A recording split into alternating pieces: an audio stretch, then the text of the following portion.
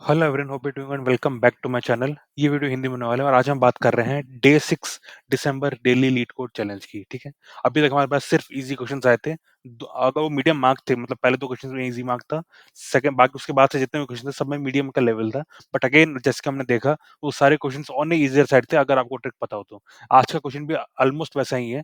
तो मैं ये कह सकता हूँ कि you should be feeling lucky that पूरे फर्स्ट वीक में दिसंबर डेली कोड चैलेंज के आपको इजी क्वेश्चन आ रहे हैं। ठीक है, ऑलमोस्ट इजी क्वेश्चन आ रहे हैं। आज का क्वेश्चन भी वैसे ही होने वाला है।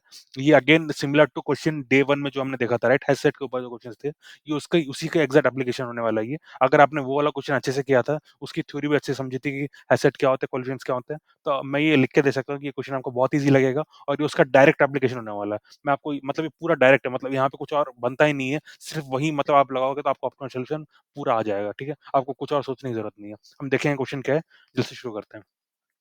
अब मैं आपको पाइथन और जावा दोनों में सॉल्यूशन देने वाला हूँ और हम पूरा डिटेल एनालिसिस भी करने वाले हैं कि इसका स्पेस और टर्मिनोलॉजी क्या होने वाला है। तो चलिए शुरू करते हैं। तो ये 2554 क्वेश्चन होने वाला है, maximum numbers of integers to choose from a range. Okay, this is the first part of that question. Fine. So जल्द से शुरू करते हैं। पहले देख लेते हैं इनपुट में हमें क्या-क्या मिलने वाला है। हमको एक बैंड मतलब एक इंटीजर अरे मिलने वाला है जिसका नाम है बैंड। तो वो है और उसके अलावा हमें 2 इंटीजर्स मिलने वाले हैं, एक होने वाला है n और एक होने वाला है मैक्सिमम। ठीक है? तो मैं आपको पहले बता देता हूँ क्या करना है। देखो, हमको क्या करना है ना, इस क्वेश्चन में ये जो टारगेट है इस क्वेश्चन का, जो ऑब्जेक्टिव है, वो ये है कि हमको कुछ नंबर्स चूज़ करना है। ठीक है? वो नंबर्स किसके बीच में होने चाहिए? वो नंबर्स होने चाहिए 1 से लेकर 5 तक। ओके? इन दिस एग्जांपल 1 से लेकर n तक और बोथ इंक्लूसिव, यानी कि 1, 2, 3, 4, 5 इनमें से मुझे कुछ नंबर्स को चूज़ करना है। ठीक है? वो आपका पहला एम है। सेकंड कंडीशन क्या है? वो जो नंबर आप चूज़ करोगे वो इसके अंदर नहीं होना चाहिए। दैट इज़ वो बैंड लिस्ट में नहीं होना चाहिए। वो हो गया आपका सेकंड कंडीशन। थर्ड कंडीशन क्या है? आपको नंबर्स ऐसे चूज़ करने हैं कि ताकि उसका सम जो है, वो इसके सम इस वाले सम से नीचे हो। दैट इज़ मैक्स सम जो है आपको इनपुट दिया गया है, तो ये उसको एक्सीड नहीं करना चाहिए। दैट इज़ आपने जो भी नंबर चूज़ किए हैं, उनका जो सम हो रहा है, वो इसको एक्सीड नहीं करना चाहिए। ठीक है? ये हो गया तीसरा कंडीशन और चौथा कंडीशन ये है कि आपको एंश्योर करना है कि आप ज़्यादा से ज़्यादा नंबर चूज़ करो। तो ये आपको मैंने कुछ सेकंड्स में आपको पूरा लिस्ट दे दिया है, ताकि अगर आपको क्वेश्चन पहले से पता है तो आपको पता चल सके कि आपको कहाँ स्किप करना है। अगर आपने क्वेश्चन नहीं पता है, तो आप बने रहिए, हम ये भी जाके देखेंगे। ठीक है? You are given a integer array banned and two integers, ये मतलब बता रहे हैं आपको क्या-क्या इनपुट में दिया गया और ये जो मैं आपको बताई थी 4 चीज़ें वही यहाँ पे फिर से दे रहे हैं। ठीक है? क्या-क्या है जल्द से देख लेते हैं। देखो, पहली चीज़ ये है कि आपको क्या करना है ना, इस क्वेश्चन का ऑब्जेक्टिव ये है कि आपको कुछ इंटीजर्स को चूज़ करना है। ठीक है? आपको कुछ इंटीजर्स को चूज़ करना है बस। आपको आपका जो आंसर होने वाला है आपको ये होने वाला है कि आपने कितने इंटीजर्स को चूज़ किए हैं। ठीक है? ये आपका आंसर होने वाला है। तो देख लेते हैं फिर क्या-क्या कंडीशंस है। पहला कंडीशन ये है कि आपको जो इंटीजर्स चूज़ करना है वो कौन से रेंज में होने चाहिए, वो 1 से लेकर n तक होने चाहिए। ठीक है? दैट इज़ जो एलिजिबल इंटीजर्स हैं जिनको आप चूज़ कर सकते हो, वो कौन-कौन से हैं? वो 1 से लेकर n तक है और दोनों को इंक्लूसिव करना है आपको। दैट इज़ जैसे कि n इक्वल 5 हुआ तो हमें क्या-क्या चूज़ कर सकते हैं, 1, 2, 3 और 5, ये ऐसे 5 नंबर जिनको हम चूज़ कर सकते हैं। ठीक है? ये हो गई पहली चीज़। दूसरी चीज़ क्या है? Each integer can be chosen at most once. ठीक है? ये कोई सेंस नहीं बनाता। ये जस्ट आपको मैं कह सकता हूँ कि मतलब एक्स्ट्रा इन्फॉर्मेशन है, इसकी कोई ज़रूरत नहीं है। आइडिया ये है कि देखो, आपको जब एक बोला जाता है कि इंटीजर को चूज़ करना है, तो आपको ये पहले से ही पता होता है कि एक ही बार चूज़ करना है, राइट? अगर एक्सप्लेनेटरी ना लिखा हो तो आपको यही समझना होता है एक ही बार चूज़ करना है। तो इसकी कोई ज़रूरत नहीं है मेरे हिसाब से भाई। उसके बाद है the chosen integer should not be A part of the binary. ठीक है? ये जो आपको बाइनरी मिला है, आप जो नंबर चूज़ कर रहे हो बेसिकली इसका पार्ट नहीं होना चाहिए, ये आपको मैंने पहले ही बता दिया था।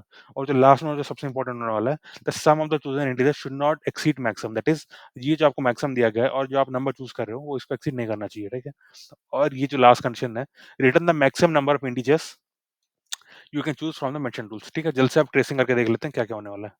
फाइन। एग्जांपल 1 को पहले स्टार्ट कर लेते हैं जल्द से। या ठीक है। हमें मिला है एग्जांपल 1। या इसको भी ज़ूम कर लेते हैं। या या तो इन पहले एग्जांपल हमें n इक्वल 5 दिया गया, दैट इज़ सबसे पहले समझ लेते हैं। देखो, पहले कंडीशन के हिसाब से हमारे पास क्या-क्या एलिजिबल लिस्ट होने वाला है, पहले वो देख लेते हैं। ठीक है? तो n इक्वल 5 है तो क्या-क्या हो सकता है, 1 हो सकता है, 2 हो सकता है, 3 हो सकता है, 4 हो सकता है, 5 हो सकता है। ठीक है? ये 5 नंबर ही एलिजिबल हैं। ठीक है? अभी के लिए। अब अगेन मुझे इनमें से वो नंबर्स नहीं लेने जो कि बैंड लिस्ट में आ जाते हैं। ठीक है? सबसे पहली चीज़, क्योंकि मेरा ये जो नंबर है, देख समझने की कोशिश करो, मेरा जो मतलब नंबर चूज़ करना है वो 1 से लेकर 5 तक ही होने वाले हैं। ठीक है? अगेन जिसका मतलब ये है कि अगर मेरे बैंड लिस्ट में ऐसा कोई नंबर है जो कि 1 से लेकर 5 तक में नहीं है, तो उसका कोई सेंस नहीं बनाता, राइट? जैसे कि इस केस में 6 दिया गया है, 6 तो वैसे भी एलिजिबल ही नहीं है क्योंकि वो 1 टू 5 में आता ही नहीं है, राइट? वो 6 जो है वो 1 टू 5 में आता ही नहीं है, तो उसमें एलिजिबल ही नहीं है, तो इसका कोई यूज़ ही नहीं है। तो आप जब कैलकुलेशंस भी कर रहे हो, तब भी आपको 6 को मतलब स्टोर तक नहीं करना है क्योंकि ये एक एक्स्ट्रा इन्फॉर्मेशन है, ये कोई यूज़फुल ही नहीं है हमारे लिए, ठीक है? ये हमारे क्वेश्चन के लिए यूज़फुल ही नहीं है। ये क्योंकि मतलब जो टारगेट एलिमेंट्स हैं, वो उनमें ये आता भी नहीं है, राइट? तो आप इसको इग्नोर कर सकते हो, ठीक है? उसके अलावा क्या-क्या बचते हैं? 1 और 5 बचते हैं, तो इनमें से मैं क्या करूँगा 1 को और 5 को हटा दूँगा, ठीक है? मैंने क्या किया 1 को और 5 को हटा दिया, फाइन। अब मेरे पास ये 4 बच रहे हैं, ये 3 बच रहे हैं और अगेन अब एक चीज़ जो बचती है वो है मैक्सिमम। अब मैं क्या करूँगा, अब मैं स्टार्ट कर दूँगा अपना करंट सम, ठीक है? अब मैं जो भी नंबर चूज़ करूँगा मैं उसका सम मेंटेन करना स्टार्ट कर दूँगा, ठीक है? और जब तक ये सम एक्सीड नहीं करता मैक्सिमम से तब तक मैं नंबर्स को इंक्लूड करता जाऊँगा, ठीक है? तो ये एक और मैं वेरिएबल मेंटेन करूँगा। आप कह सकते हो इसको मतलब काउंट या फिर कुछ भी नाम दो, ये बताएगा कि मैंने अभी तक कितने नंबर चूज़ किए हैं, ठीक है? स्टार्टिंग में दोनों 0 हैं। सबसे पहले मैं पहला नंबर लूँगा, उसको मैं ऐड करूँगा अपने करंट सम में और चेक करूँगा क्या ये इसको एक्सीड कर रहा है, that is 2 plus 0 is it exceeding 6। 2 plus 0 2 होता है जो कि 6 से छोटा है, तो एक्सीड नहीं कर रहा है। तो मैं क्या कर दूँगा, इसको मैं 2 बना दूँगा, ठीक है? और ये मेरा हो गया 1 क्योंकि मैंने एक नंबर को अभी ले लिया है, ठीक है? तो ये नंबर मैंने ले लिया है अभी, फाइन। उसके बाद क्या आता है 3। रिमेंबर आप मुझसे पूछोगे मैंने 2 से क्यों स्टार्ट किया? रिमेंबर दैट ये जो कह रहे हैं ना you have to choose the maximum number of integers. तो अगर आपको maximum number of integers choose करना है such that they are not crossing the maximum, तो आइडिया यही होना चाहिए कि आपको सबसे छोटा नंबर पहले लेना है, राइट? क्योंकि देखो आपको आप मान के चलो जैसे कि आपने पहले ही बड़ा नंबर ले लिया, तो आपको ज़्यादा चांसेस होंगे राइट कि आप मैक्सिमम को क्रॉस कर जाओगे कम ही नंबर्स में। तो अगर आपको इंश्योर करना है कि आप ज़्यादा से ज़्यादा नंबर ले सको, आपका ऑब्जेक्टिव ये होना चाहिए कि आप छोटे नंबर से स्टार्ट करो, ठीक है? सारे छोटे नंबर सबसे पहले लो, उसके बाद बड़े नंबर्स पे जाओ। अगर उनको ऐड करने के बाद आपका करंट सम एक्सीड नहीं करता है मैक्सिमम से तो, ठीक है? अब देख लेते हैं क्या हो रहा है। हमने 2 को ले लिया, अब बात आती है 3 की। मैं जस्ट सिमुलेट करूँगा, क्या मैं 2 को ऐड कर सकता हूँ? दैट इज़ मैं अगर 2 को इसमें दैट इज़ 3 को मैं 3 की बात कर रहा हूँ।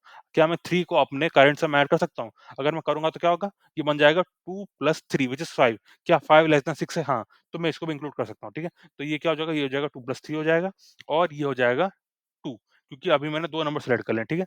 अब नेक्स्ट में आ जाते हैं 4 में। देखो, अगर मैं 4 को लेता हूँ तो सम क्या हो जाएगा? ये पहले ही 5 था, 5 प्लस 4 9 हो जाएगा। क्या 9 एक्सीड कर रहा है 6 को? हाँ, वो एक्सीड कर रहा है। तो मैं 4 को नहीं ले सकता और क्योंकि मैं 4 को नहीं ले सकता तो उसके बाद समझ लो कुछ और नंबर्स भी थे, मैं उनको भी नहीं ले सकता क्योंकि अगर 4 ही एक्सीड कर रहा है तो उसके बाद के जो नंबर्स वो 4 से भी बड़े होंगे, राइट? तो वो भी एक्सीड ही करेंगे। तो मुझे यहीं पे ब्रेक आउट कर देना है रूप से और उस टाइम पे जो ये काउंट होगा दैट्स मैंने अभी तक कितने नंबर चूज़ किए हैं, उसको मुझे मुझे एज़ अ आंसर रिटर्न करना है जो कि होगा मेरा आंसर, ठीक है? आप बाकी एग्ज़ाम्पल्स में भी जाके देख सकते हो, काफ़ी सिंपल एग्ज़ाम्पल्स हैं। मैं आपको खाली इतना दिखा रहा हूँ कि देखो जो आपको बैंड एरे में जो नंबर्स मिलने वाले हैं वो सारे पॉज़िटिव होने वाले हैं और अगेन जो आपको टोटल लेंथ मिलेगी वो होगी 10 पावर 5 की, ठीक है? तो अभी के लिए इतना ही काफ़ी है हमें समझने के लिए। इस क्वेश्चन में ज़्यादा कुछ है नहीं तो मैं आपको ज़्यादा टाइम भी नहीं लेना चाहूँगा। जल्द से बोथ पाइथन और जावा का सॉल्यूशन स्टार्ट करते हैं, ठीक है? या तो जल्द से मैं ज़ूम इन करता हूँ और जल्द से स्टार्ट करते हैं। या तो सबसे पहले क्या चीज़ है देखो आप मुझसे पूछोगे कि हमें पता कैसे चले जैसे कि मैंने मैंने आपको बता दिया राइट कि हमें 1 से स्टार्ट करना है क्योंकि 1 क्यों? 1 सबसे छोटा है राइट? हमें सबसे छोटे से स्टार्ट करना है, बड़े तक जाना है ताकि हमें मैक्सिमम नंबर्स मिले, ठीक है? अब आप मुझसे पूछोगे जैसे कि मैं 1 से 5 तक जा रहा हूँ, तो मुझे पता कैसे चलेगा कि उनमें से जो नंबर मैंने अभी लिया है, वो बैलेंस सेट में है कि नहीं? वो मुझे कैसे पता चलेगा? उसके लिए अगर आपने ये दिसंबर के चैलेंज पहले किए हैं, तो आपने देखा होगा कि हमने जो हैश सेट का कॉन्सेप्ट है, हमने पहले भी देखा था। हमने उसकी पूरी थ्योरी भी देखी थी जब हम डे 1 का क्वेश्चन कर रहे थे दिसंबर का, तो हमने उसकी पूरी थ्योरी देखी थी कि हैशसेट क्या होता है, उसके इंटरनल फंक्शंस के बारे में हमने समझा था और जो कोलिजन्स का टॉपिक होता है, जो इससे रिलेटेड है, वो भी क्या होता है, ये हमने देखा था, ठीक है? तो इस केस में हमें एग्ज़ैक्ट वही यूज़ करना है, हमें एक सेट यूज़ करना है। आप इसे हैशसेट भी बोल सकते हो, ठीक है? इसका नाम मैंने दिया बैंड नंबर। हैशसेट का मतलब ये होता है कि बेसिकली ये एज़ अ हैश स्टोर कर देता है, आप जो भी इसको ऐड करते हो इसमें, ठीक है? हैश का मतलब ये होता है कि अगर आपको सर्च करना हो कि क्या ये नंबर मेरे हैशसेट में है, तो ओ ऑफ वन टाइम में वो आपको बता देगा कि हाँ, ये है कि नहीं, ठीक है? ये होता है उसका खासियत।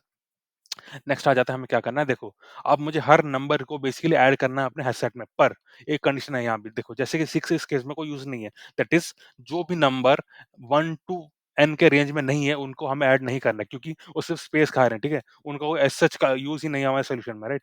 6 वैसे भी एलिजिबल ही नहीं था कभी ये ऐड होने के लिए अपने आंसर में, राइट?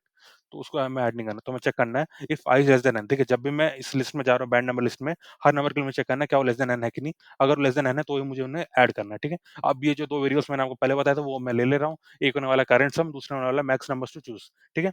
ये दोनों ही इनिशियली 0 हैं। आपको इनका ऑब्जेक्टिव पहले ही पता चल गया होगा जब मैंने आपको ड्राई रन करके दिखाया था, ठीक है? अब मैं स्टार्ट कर रहा हूँ अपना लूप, मैं स्टार्ट करने वाला हूँ, मैं कहाँ तक जाने वाला हूँ, मैं 1 से लेकर n तक जा रहा हूँ, ठीक है? पाइथन में अगर आपने पहले कोड किया होगा तो आपको पता होगा कि यहाँ पे जो भी आप नंबर तक लास्ट आप जाना चाहते हो उसका एक +1 करके लिखना होता है। तो मैंने यहाँ पे n+1 लिखा हुआ है, मैं 1 से n तक जा रहा हूँ।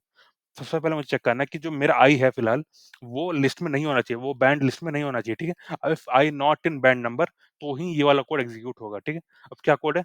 मैं जस्ट सिमुलेट कर रहा हूँ, देखो अभी तक मैंने ऐड किया नहीं है उसको, मैं क्या कर रहा हूँ, मैं आई प्लस करंट सम को ऐसे करके देख रहा हूँ, ठीक है? मैं आई प्लस करंट सम को देख रहा हूँ, क्या वो एक्सीड कर रहा है मेरे मैक्सिमम को? अगर वो एक्सीड कर रहा है तो यहीं पे ब्रेकआउट कर लो, दैट इज़ इस पूरे फॉर लूप से आप बाहर आ जाओ, ठीक है? क्योंकि ये ऐड हो ही नहीं सकता। अगर ये ऐड नहीं हो सकता, उसके बाद वाले नंबर्स भी ऐड नहीं हो सकते, ठीक है? तो आप इस फॉर लूप से बाहर आ जाओ, कहने का मतलब वो है। अगर ये कंडीशन ट्रू नहीं है, तो हमें क्या करना है? तो इसका मतलब ये है कि मैं आई को अपने करंट सम में ऐड कर सकता हूँ, तब भी वो मैक्सिमम को एक्सीड नहीं कर रहा है, ठीक है? तो मैं ऐड कर लेता हूँ current sum is equal to current sum plus i कर लिया और क्योंकि मैंने ये जो आई नंबर है, इसको अब मैंने चूज़ किया क्योंकि ये भी अब आंसर का पार्ट होने वाला है, तो मैं इसको इसमें ऐड कर दूँगा, ठीक है? मैक्स नंबर टू चूज़ वो मैं +1 कर रहा हूँ, ठीक है? Max number to choose is equal to max number to choose +1, ठीक है? ये मैंने शॉर्ट हैंड यूज़ किया, इसको शॉर्ट हैंड बोलते हैं, जो मैंने प्लस इक्वल टू 1 लिखा है, ये बेसिकली शॉर्ट हैंड होता है, राइट? अब ये लूप तब तक चलेगा या तो जब तक ये सारे नंबर्स खत्म नहीं हो जाते या फिर ये हम यहाँ से ब्रेक करके बाहर नहीं आ जाते, ठीक है?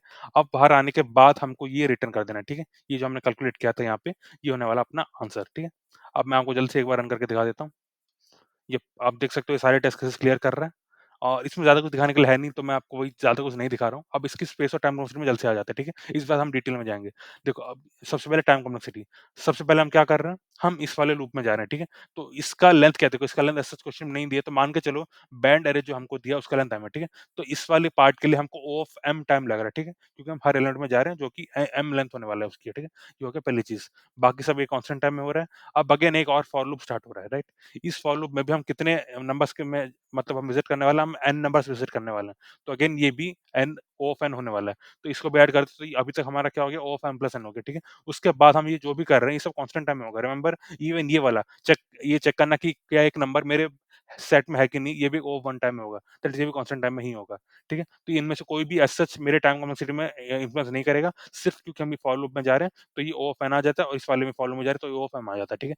तो ये हो गया मेरा time complexity O of m plus n। अब बात आ जाती है स्पेस कॉम्प्लेक्सिटी की। तो यहाँ पे थोड़ा आपको समझना पड़ेगा। देखो क्योंकि हमने कंडीशन लिखा है तो इस ये आप देखो जब भी अभी कंडीशंस लिख देते हो ना आप आपको डील करना रहेगा in terms of worst case और बेस्ट केस, ठीक है? वर्स्ट केस क्या होता है? वर्स्ट केस ये होता है कि मान के चलो आपको बैंड जो लिस्ट आपको मिल रही है इसमें सारे नंबर्स 1 टू n तक ही हैं, ठीक है? 1 से लेकर n की रेंज में है। इन दैट केस सारे नंबर्स बेसिकली ऐड हो जाते हैं इसमें। तो इन द वर्स्ट केस जो इसमें m है that is in the worst case ये O ऑफ m होने वाला है, कहने का मतलब ये है, ठीक है? इससे सारे नंबर स्टोर हो जाएँगे। अब बेस्ट केस क्या होगा? बेस्ट केस ये होगा इसमें जो भी नंबर्स हैं उनमें से कोई भी 1 से लेकर nth के रेंज में नहीं है। दैट इज़ जो भी नंबर्स हैं उनमें से एक भी इसमें ऐड नहीं होगा, तो उस केस में ये जो स्पेस कॉम्प्लेक्सिटी ऑफ 1 हो जाएगी। रिमेंबर वो बेस्ट केस होगा। पर अगेन हम बेस्ट केस की बात हम रियल वर्ल्ड में नहीं करते, हम हमेशा वर्स्ट केस की बात करते हैं, ठीक है? तो वर्स्ट केस में ये O ऑफ m होने वाला है। ये तब होगा जब जो भी हमको नंबर्स मिले हैं बेसिकली उन सारे ही 1 से लेकर n तक की रेंज में होंगे, ठीक है? जैसे कि आपने देखा होगा एग्जांपल 2 में, इसमें जो भी नंबर्स थे वो सारे जैसे कि इसमें n इक्वल टू 8 है, तो इसमें सारे नंबर्स 1 से लेकर 8 की रेंज में थे। तो ये वन ऑफ द केस है जहाँ पे ये O ऑफ m होगा। रिमेंबर एग्जांपल 1 में ये नहीं था, जो 6 था ये हम नहीं इंक्लूड करेंगे बेसिकली अपने स्पेस कॉम्प्लेक्सिटी में, ठीक है? As simple as that. So या फिर that was all for these Python solution. अब जल्द से जावा में आ जाते हैं। जावा में हम सेम चीज़ कर रहे हैं, उसमें कुछ भी एक्स्ट्रा नहीं है, रिमेंबर दैट। हम यहाँ पे एक सेट ले रहे हैं। अगर आप देखो ये एक चीज़ मैं आपको बताना चाहता हूँ कि देखो लीड कोड में ये चीज़ें पहले से ही इम्पोर्टेड रहती हैं। अगर आप किसी एक्सटर्नल वेबसाइट में जाके कोडिंग करते हो या फिर ऑनलाइन असेसमेंट करने वाले हो, तो आपको हमेशा ही इम्पोर्ट करनी रहती है रिलेवेंट लाइब्रेरीज़ को यूज़ करने से पहले, ठीक है? इस केस में ये आपको यूटिल लाइब्रेरी इम्पोर्ट करनी रहेगी। As simple as that. Again उसके बाद हमको क्या करना है ये मैंने खासा डिक्लेयर कर दिया, मैं हर नंबर के थ्रू जाऊँगा, अगर वो n से छोटा है that is if it is less than equal to n तो मैं उसको ऐड कर दूँगा अपनी लाइब्रेरी में। ये 2 नंबर्स मैंने डिक्लेयर किया अगेन इसको मैंने लॉन्ग लिया है क्योंकि मुझे लगता है कि जो हम सम देखो ये जो रेंज बेसिकली दी गई है, तो मैंने मतलब पेन पे मैंने कैलकुलेट करके नहीं देखा है पर मुझे ऐसा लगता है कि एक्सीड कर सकता है, तो उस वजह से मैंने लिया है, ठीक है? आप इसको जो वैल्यूज़ देख रहे हो राइट?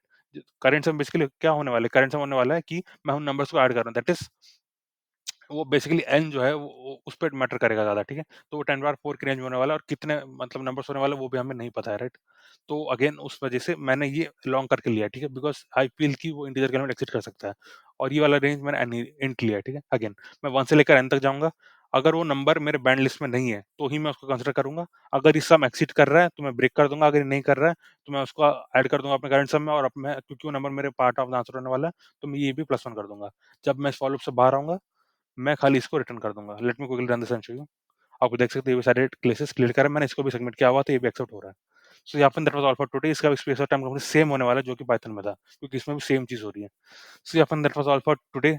अगर आपको मेरे एफर्ट्स पसंद आते हैं, अगर आप भी इस मुहिम से जुड़ना चाहते हो, कि अगर आपको भी मोटिवेशन चाहिए कि आपको दिखे कोई आपके साथ कोड करे सारे डेली ग्रुप चैलेंज में, आप हमारे साथ जुड़ सकते हो। हम यही एम के साथ स्टार्ट कर रहे हैं कि हर किसी को एक मौका मिले, हर किसी को एक कम्युनिटी मिले, ताकि वो भी एक उनको एक मोटिवेशन मिले कि वो भी डेली लीड कोड चैलेंजेस करें, हर दिन कोड करें। That is the basic idea, right?